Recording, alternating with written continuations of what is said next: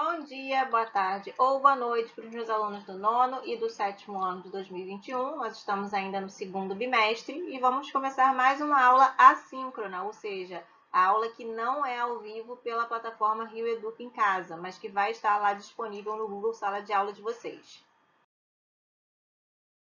Para a gente falar sobre os sistemas do corpo humano, a gente tem que lembrar de conteúdos que vocês já viram antes, como, por exemplo, os níveis de organização dos seres vivos.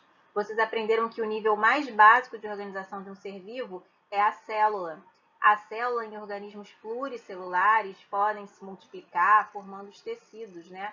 São conjuntos de células semelhantes que estão ali juntas realizando uma determinada função.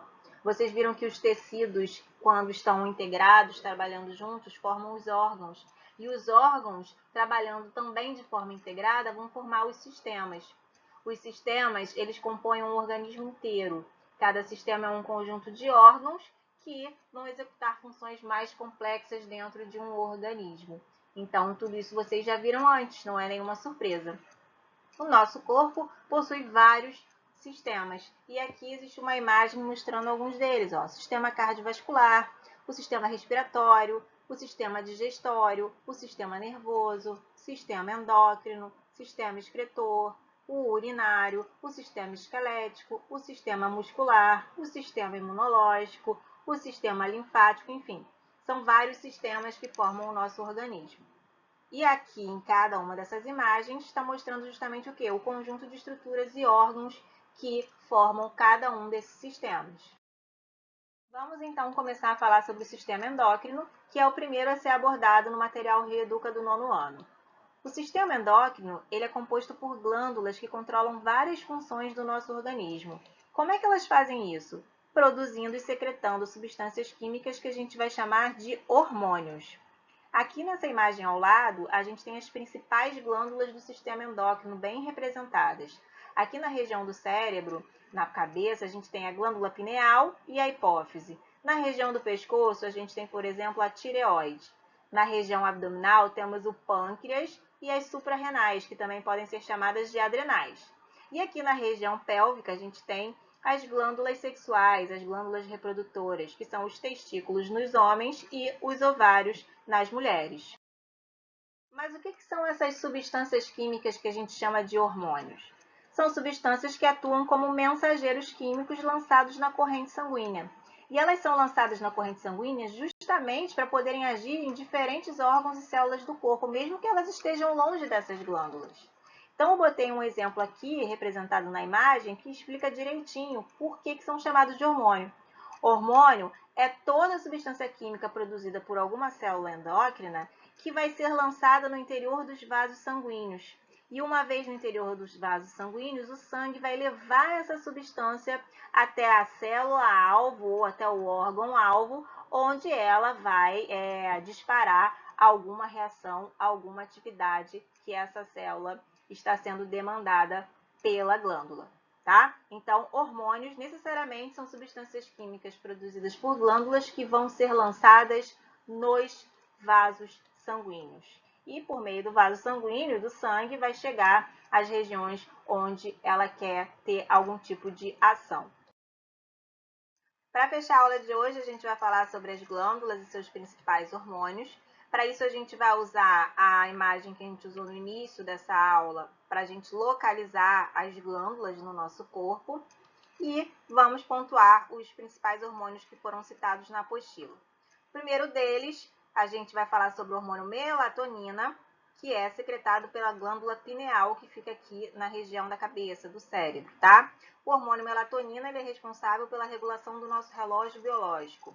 É responsável pelo nosso ciclo de sono e vigília. A melatonina ela é inibida, sua secreção é inibida ao raiar do dia, conforme a iluminação do dia vai aumentando, a quantidade de melatonina vai diminuindo, o que faz com que você fique alerta, em vigília. E conforme o dia vai caindo e vai anoitecendo e a iluminação vai diminuindo, o seu corpo volta a secretar melatonina para você voltar a dormir e ter o seu sono restaurador. A gente tem também a hipófise nessa região do cérebro, que é considerada a glândula mestra do nosso corpo, porque ela tem controle sobre outras glândulas do nosso sistema endócrino, como por exemplo a tireoide. ela produz um hormônio estimulante da tireoide, que a gente chama de TSH, mas a apostila focou bastante no hormônio do crescimento, que é o hormônio GH.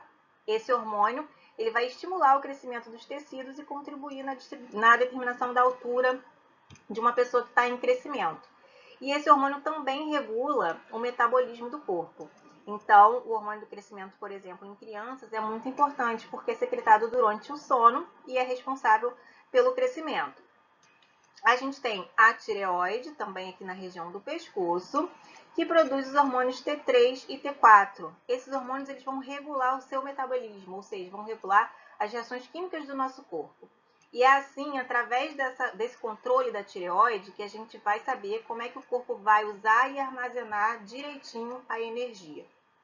A gente tem também na região abdominal o pâncreas, que é considerado uma glândula mista, porque ela faz parte tanto do sistema endócrino, produzindo hormônio, como do sistema digestório, produzindo suco pancreático.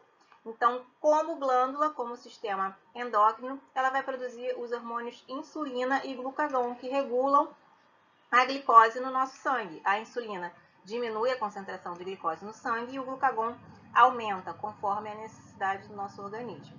A gente tem também as suprarrenais, que também podem ser chamadas de adrenais, que também estão aqui nessa região abdominal, acima dos rins. Elas produzem os hormônios adrenalina e cortisol, que são responsáveis pela nossa frequência cardíaca e pressão arterial.